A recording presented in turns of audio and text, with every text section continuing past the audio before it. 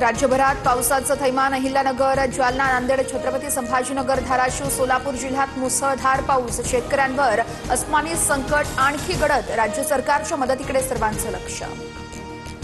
साताऱ्याच्या शामगावमधील शेतकऱ्यांच्या शेतात पाणी साचून नुकसान. मुख्यमंत्री साहेब, आम्ही काय करायचं? सोयाबीन पिकाचं नुकसान झालेल्या शेतकऱ्याचा आक्रोश. परभणीच्या पालम तालुक्यात 150 मिलीमीटर पाऊस. 9 एकर शेती पाण्याखाली गेलेल्या शेतकऱ्याचा व्हिडिओ व्हायरल. हेक्टरी 8,500 कसं परवडणार? शेतकऱ्याचा सरकारला सवाल. परभणीच्या गंगाखेड तालुक्यातील गौडगाव येथे दुसऱ्यांदा ढगफुटी सदृश्य पाऊस. कापूस सोयाबीन पाण्याखाली गेल्यानं शेतकऱ्याचा टाहो. व्हिडिओ सोशल मीडियावर व्हायरल. जालन्याच्या जाफराबाद तालुक्यात मुसळधार पावसामुळे शेतकऱ्यांचं मोठं नुकसान. ऊसाचं पीक जमीनदोस्त झाल्यानं शेतकऱ्यांपुढे आर्थिक संकट. धाराशिवमध्ये पूल वाहतूक या ठिकाणी विस्कळीत झाली आहे. दूध ओतून नेण्याची शेतकऱ्यांवर वेळ आली आहे. डेअरीला दूध घालता येत नसल्यानं संतप्त शेतकऱ्यांनी 120 लिटर दूध नदीत ओतून दिलं. शेतकऱ्याचा व्हिडिओ सोशल मीडियावर व्हायरल. सीना नदीला आलेल्या पुरात विद्यार्थ्यांच्या वह्या पुस्तकांचं नुकसान. विद्यार्थ्यांवर वह्या पुस्तकं सुकवण्याची वेळ. विद्यार्थ्यांना नव्यानं वह्या पुस्तकं देण्याची मागणी.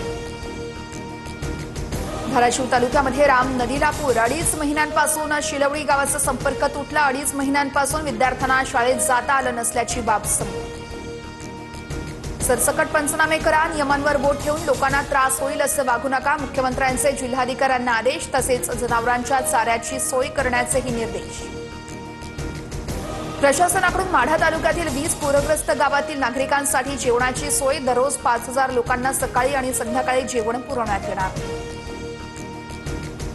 सोलापूरमधील मोहोळ तालुक्यात पशुखाद्य वाटपास सुरुवात. शिंगोली गावात पशुखाद्य मिळवण्यासाठी नागरिकांची मोठी गर्दी.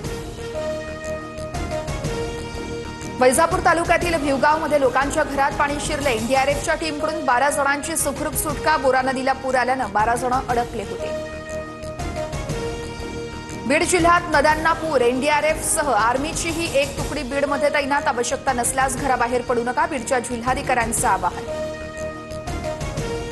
नांदेडमध्ये गोदावरी नदीनं ओलांडली धोक्याची पातळी. नवघाट ओसरणीला जोडणारा पूल. पुराच्या पाण्याखाली. शहरात अनेकांच्या घरात पाणी शिरल्यानं जनजीवन विस्कळीत.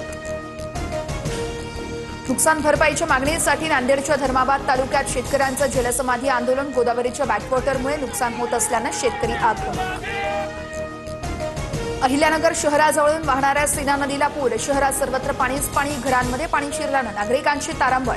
नदीला पूर आल्यानं शहराला जोडणारा कल्याण महामार्ग बंद. उजनी धरणातून भीमा नदी पात्रात 90,000 क्युसेक वेगानं पाण्याचा विसर्ग. पंढरपुरात चंद्रभागा नदीपात्रातील पुंडलिक मंदिरासह इतर मंदिरांना पाण्याचा वेढा. तसेच ब्रिटिशकालीन पूल पाण्याखाली गेल्यानं सतर्कतेचा इशारा. मुसळधार पावसामुळे चाळीसगाव शहरातील धुळे रोड परिसर जलमय. शहरातील रस्त्यांना नदीचं स्वरूप. आदर्श कॉलनीमधील लोकांच्या घरात आणि दुकानांमध्ये पाणी शिरलं.